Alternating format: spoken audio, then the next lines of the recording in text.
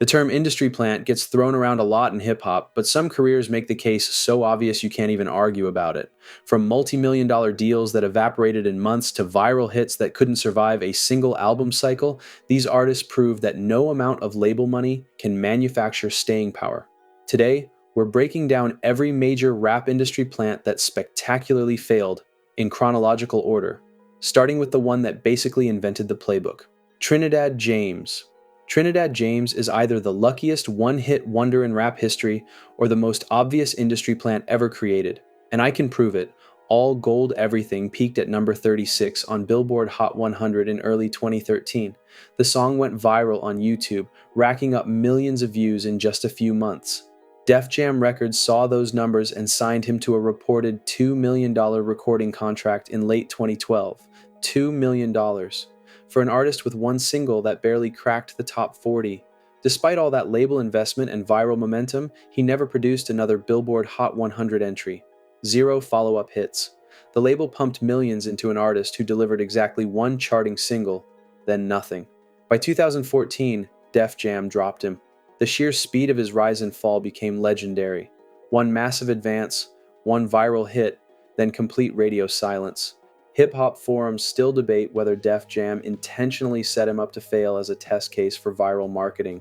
Either way, the disproportion between that massive investment and his actual chart performance made him the blueprint for every industry plant discussion that followed. But if you think one flash-in-the-pan viral hit is bad, wait until you hear about the artist who built an entire career on industry connections rather than talent, French Montana.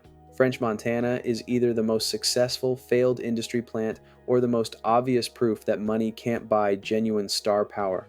Before you roll your eyes, hear me out. In July 2012, Montana dropped Pop That featuring Drake, Rick Ross, and Lil Wayne. The song peaked at number 36 on the Billboard Hot 100, which is honestly pathetic when you consider that lineup could have made a track recorded in a Wendy's bathroom go platinum. His debut album, Excuse My French, followed in May 2013, debuting at number 4 with 56,000 first-week units. Pitchfork gave it a 4.5 out of 10, calling it an assembly line attempt at street anthems, which is a polite way of saying it sounded like a focus group designed a rap album. Here's the thing. Montana came from genuine street credibility as leader of the Coke Boys. He had a real fan base. And yet, despite massive industry backing and features from every major artist alive, he never achieved a solo top 10 Billboard Hot 100 hit. His highest charting solo single, Unforgettable, peaked at number 3 in 2017, and even that required Swae Lee to carry half the song. But here's where it gets complicated. The disconnect between Montana's industry push and his actual commercial performance created endless speculation about label manipulation. This year, fake French hashtag trended during his 2013 album rollout, and to this day, nobody can agree whether Montana's struggles came from industry sabotage or whether he just wasn't good enough to capitalize. If you think one artist's inexplicable inability to chart despite elite features is embarrassing, wait until you hear about the guy whose entire career was a viral accident that lasted exactly 14 seconds. Desiigner. Desiigner became the Ewer example that made industry plant a household term in hip-hop, and I can prove it. Before you roll your eyes at another forgotten one-hit wonder, understand this. The phrase industry plant exploded across hip-hop blogs specifically because of this guy. His case felt so manufactured, so transparently backed by major label machinery from day one, that the entire conversation around artificial success in rap intensified overnight. Here's what happened. Desiigner dropped Panda in December 2015, and it blew up regionally in Brooklyn before Kanye West sampled it on The Life of Pablo in February 2016. The song hit number 1 on the Billboard Hot 100 by April 2016. Def Jam Records had already signed him before the song even charted, capitalizing on the Kanye cosign and early buzz. But here's where it gets weird. His debut album, The Life of Desiigner, got delayed repeatedly and never actually dropped. Instead, we got New English, a mixtape turned commercial release in June 2016 that debuted at number 26 on the Billboard 200 with 14,000 equivalent album units. His follow-up singles like Timmy Turner peaked at number 34, then nothing else charted. By 2019, Def Jam dropped him entirely when subsequent releases failed to gain any traction. The backlash was immediate. Hip-hop forums documented how designers seemed to appear fully formed with major label backing, stadium-level promotion, and Grammy performance slots before he had a single album or proven fanbase outside of one Kanye-boosted track. The math doesn't math, unless the goal was never sustainable success, unless this was a label using Kanye's momentum to manufacture a star that dissolved the moment the spotlight moved. At least Designer disappeared quietly, unlike the next guy who became a meme for all the wrong reasons. Slim, Jismai, Slim Jakesemi had one of the fastest rises and falls in modern rap history, and I can prove it. Black Beatles topped the Billboard Hot 100 for 7 consecutive weeks in late 2016, not because the song was revolutionary, because people were doing the mannequin challenge. The moment that trend died, so did his career. His solo album, JXMtro, debuted at number 6 on the Billboard 200 in May 2018 with strong first-week numbers, despite minimal radio promotion. Sounds decent. But here's the thing. The album dropped out of the top 200 after just a few weeks. None of its singles charted in the Hot 100's upper half. Nobody was streaming this guy once the viral moment passed. The industry kept pushing him. Promotional budgets were thrown at a problem that couldn't be solved, which was that JXME had zero authentic fan base. The streams were tied to a dance challenge, not to him as an artist. After JXMtro underperformed, he returned to Ray Shremmerd group projects. His solo momentum had completely evaporated. The guy who had a #1 hit was now struggling to maintain relevance outside the duo format.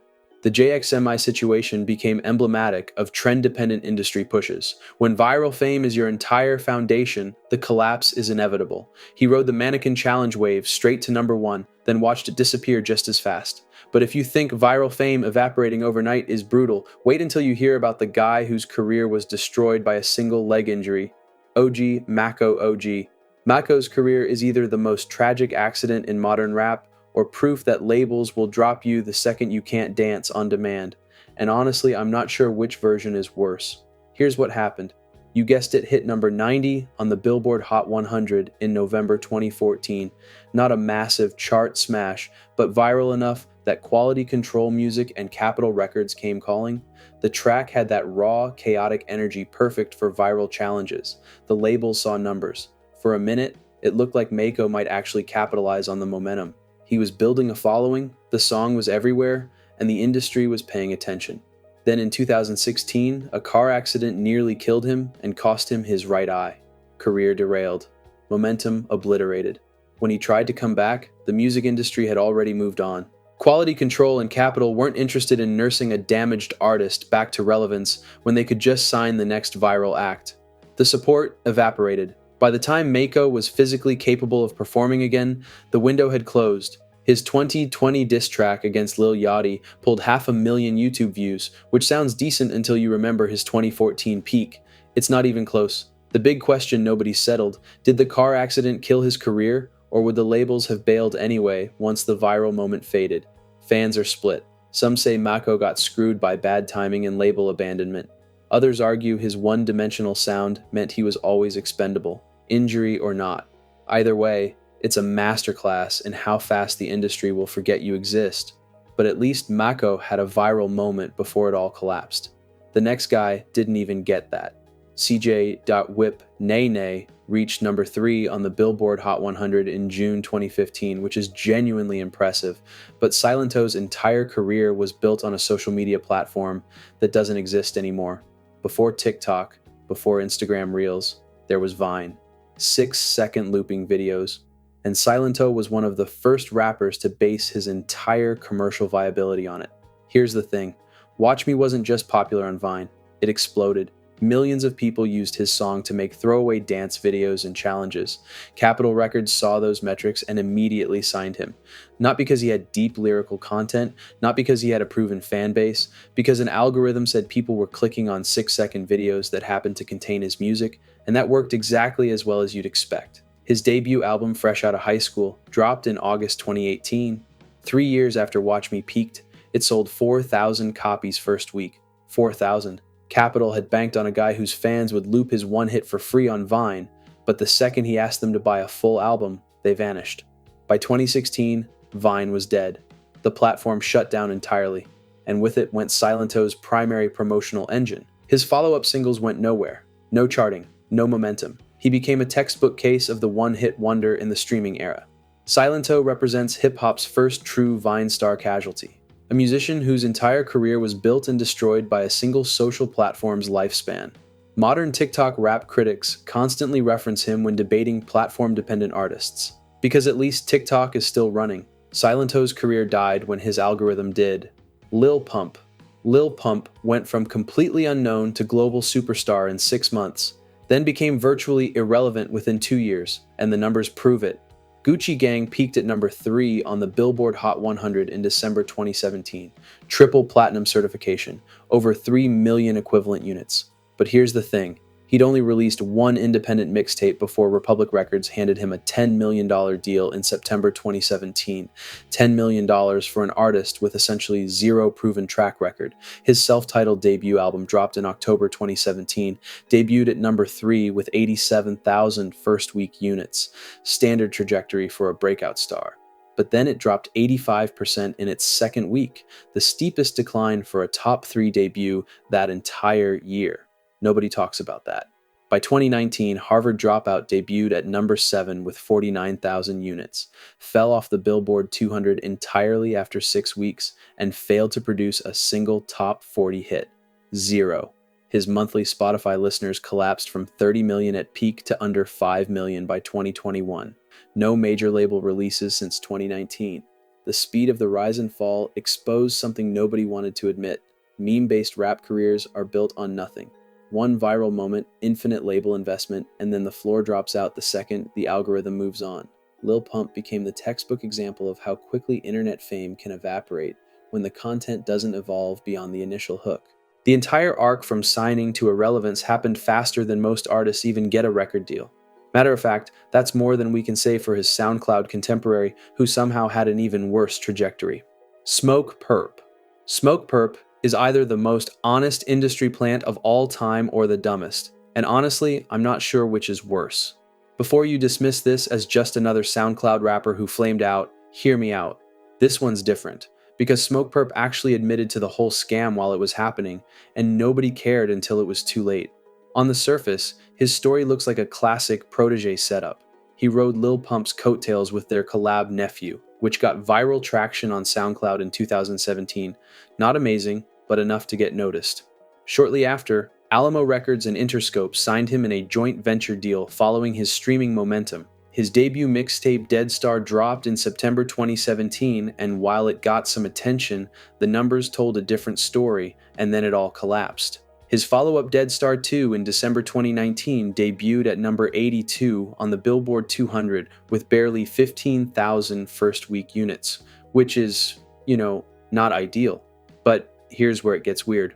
Fans started noticing his streaming numbers didn't match his actual cultural impact. Playlists he appeared on had suspiciously inflated play counts compared to his organic engagement. His YouTube views per video dropped 75% between 2018 and 2020, despite maintaining similar upload frequency. By 2021, his independent releases were pulling under 100,000 streams in their first week, less than 5% of his label-backed peak. The kicker? Smokepurpp openly joked about buying playlist placements and bot farms in 2018 interviews before anyone questioned it.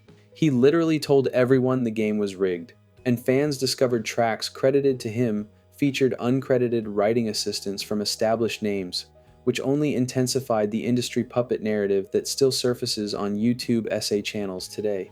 His career proved that even when you're self-aware about being manufactured, the math doesn't lie. The moment the label money stopped, so did the streams. But if you think admitting to fraud while it's happening is bold, wait until you hear about the artist whose entire career got derailed by her own stage name. Lee Ray. Coi Leray is either the most blatant industry plant in modern rap or proof that money can't buy legitimacy, and I can prove it. Before you dismiss this as internet hate, hear me out. In May 2021, her single No More Parties hit number 26 on the Billboard Hot 100. Sounds decent until you learn it blew up on TikTok with over 1 billion collective user creations. That's not organic virality, that's coordinated campaign execution. Here's where it gets weird. In January 2021, before that song even charted, Leray signed a major deal with Republic Records despite having zero prior industry experience. No mixtape run, no indie grind, no regional buzz. Just a father who happened to be the former CEO of Violator Records, one of the most connected management companies in hip-hop history. Her debut album, Trendsetter, debuted at number 89 on the Billboard 200 in April 2022, with roughly 11,500 first-week units. It dropped off the chart after 9 weeks with no enduring singles. The album disappeared faster than most people remember it existed. The streaming numbers told their own story. A significant portion of her early plays came from playlist placement and influencer campaigns rather than organic discovery. That means people were listening because it was pushed in front of them, not because they actively sought it out. By 2023, industry insiders openly discussed how her commercial performance fell short despite massive promotional investment. The kind of resources most talented rappers never see got deployed, and the returns were underwhelming at best. But here's the kicker. In 2024, she got a Grammy nomination for Best Rap Song for Players. Most people saw this for what it was: industry damage control. When your commercial career underperforms this hard, a Grammy nomination is the last-ditch Hail Mary to salvage credibility. The Koi Isa plant hashtag trended for weeks, with fans dissecting exactly how her father's connections facilitated opportunities most independent artists never see. The evidence was so overwhelming that even casual listeners started questioning the whole setup. But if you think coordinated campaign pushes are bad, wait until you hear about the artist who changed her entire name to escape her industry plant controversy. Latto. Latto is the only artist on this list whose career was destroyed not by her music, but by her name. And honestly, I still don't know if that makes it better or worse. Before you assume this is another failed reality TV rapper story, hear me out, because the numbers tell a completely different story than what actually happened. Latto won the rap game in 2016 and signed with RCA Records in 2020. First reality TV winner from that show to secure a major label deal. Her debut single Muop featuring Gucci Mane hit number 85 on the Billboard Hot 100. Queen of Dasuf debuted at number 44 on the Billboard 200 with 30,000 first-week units. But here's where it gets weird. The album dropped 90% in week 2 despite heavy promotion. Not because people didn't like the music, because nobody could talk about the music without talking about her stage name, mulatto, a term for mixed-race people that most of the country considers a slur. Over 500,000 people signed a Change.org petition demanding she change it. Black Twitter tore her apart for months. And RCA apparently never thought this would be a problem. Her streams declined 75% year over year after the name controversy dominated every conversation about her career. She changed her name to Latto in 2021, which should have solved everything. It didn't. The damage was done. Big Energy peaked at number 3 in 2022, giving her a brief comeback. But her 2023 album 777 debuted at number 15, despite the name change and a hit single still fresh in everyone's memory. And nobody agrees on what actually happened. Some think the controversy was genuine and justified. Others think it was manufactured outrage the label used to abandon an artist they couldn't control. Black Twitter is still divided on whether Latto was a victim of cancel culture or deserved the backlash. The only thing everyone agrees on is that a promising reality TV success story turned into a cautionary tale about stage names because nobody at RCA Googled what mulatto meant before building a campaign around it. If you enjoyed this video and want to see more, click the video on the screen now.